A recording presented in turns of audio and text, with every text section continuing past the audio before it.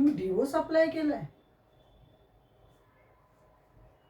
तुमच्या दोघांना डिवोर्स मान्य आहे का?